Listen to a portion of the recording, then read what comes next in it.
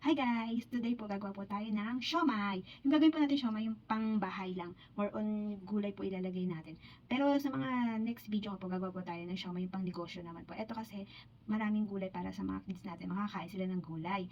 Okay? Start na po tayo. Papakita ko po sa inyo yung mga ingredient. Ito po, carrots, bawang, celery, dahon ng sibuyas. Hiniwa-hiwa ko na po siya. Sibuyas. Pwede rin po kayo gumamit ng white na sibuyas.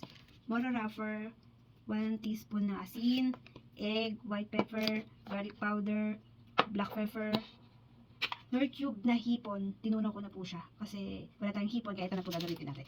Tapos konting magic sarap lang. Harina, kalahating cup. Ito naman po yung cornstarch. Pero ito yung ginamit kong cornstarch. Kung ayaw na po ng ganito, pwede naman po yung sa palengke or sa grocery na nabibiling cornstarch. Tapos 100 gram na beef na giniling. Kayo po, pwede naman pong pork ang gamitin niya. Sige po, start na po tayo. Pag samasamahin lang po natin yung lahat ng mga ingredient na nabanggit kanina. Ito po yung magic syrup. 1 teaspoon lang po yung gamitin natin. Tapos yung egg. Gamitin po pala tayo ng oyster sauce. Kahit anong brand na oyster sauce, ganito lang po karami. Kalating kutsarita na oyster sauce po. Tapos egg. Basta pagsamahin lang natin lahat ng mga ingredient. Ito yung harina. Yan. Cornstarch.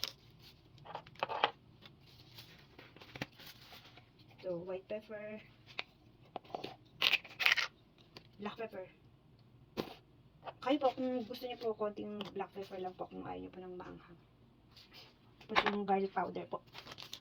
Yun lang po. Tapos mix-mix niyo lang po siya ng ganyan. Mix. Lahat ng mga ingredient. Mix-mix niyo lang po siya. Kaya po tayo nabigyan ng harina para po maging binder po niya. Hindi po yun po. Nakita po siya. Mas better gamit po kayo ng mas malaking lagayan kapag nag-mix-mix kayo. Sa akin kasi, namali ako. Maliit na baho na. Pero okay naman, kasya naman siya. Ayan, ganyan lang po siya. I-mix-mix nyo po siya. Kailangan lahat ng mga ingredient. Tapos, kung halimbawa po kayo, wala po kayo na ganito, wala kayong ganito, pwede po eto. Tsagain nyo lang po yung carrots. Kasi kailangan siya pinong-pino yung carrot niya, yung mga ingredient na pinong-pino po. Yan. Mix nyo lang po yan. After nyo po siyang ma-mix, saka nyo na po siya ibabalot. Tapos, i-steam na po natin. Okay? Tapos, magla-wrapper na po tayo. Ilagay po natin siya sa Ilagay po natin siya sa molo wrapper. Ganito lang po gagawin natin. Kuha po kayo ng ganito kadami. Yan. Yan. After po nyan, fresh nyo lang po siya. Fresh. Yan, ganyan. Yan. Yan. Ganyan lang po. Hanggang matapos nyo po siya. Yan. Yung mga ginawa natin.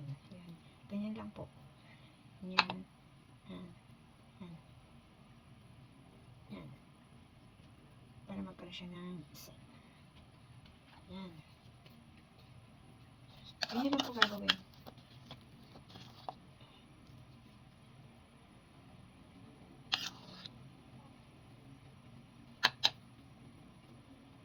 Yan. Ipiti po siya dito. Yan. Yan. Ganyan po. Yan. Ganyan. Yan. Tapos, after po nyan, marami na kayo nagawa. Marami na kayo nagawa na ganito. Lagyan nyo na ng oil yung inyong steamer. Kailangan lagyan nyo ng oil kasi didikit yung molo wrapper pag di nyo nilagyan ng oil. Yan, papahiran nyo lang ng oil yun dyan.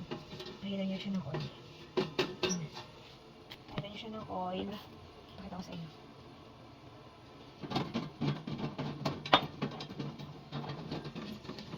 Yan.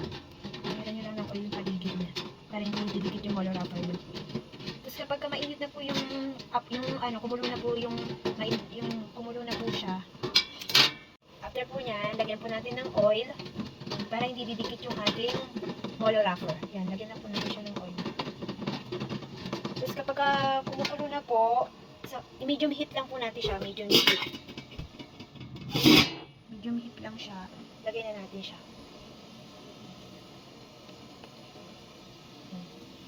Ito na natin ba? Isa-isa natin siya lagay.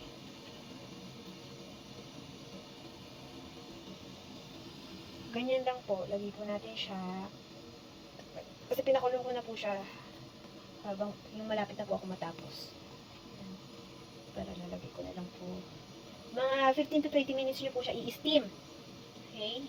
Marami na rin po kayo magagawa sa 100 gram na giniling. Kasi nga, nalagay tayo ng mga gulay. So, dumami siya. Tapos lagay pa tayo ng harina. Yan, ganyan lang po. Tapos pwede nyo na po yan stock sa freezer nyo. If ever gusto nyo mag-siomay, o luto na lang po kayo, ganun po. Papakita ko po sa inyo kapag naluto na po siya. Tikman po natin. Ito po guys,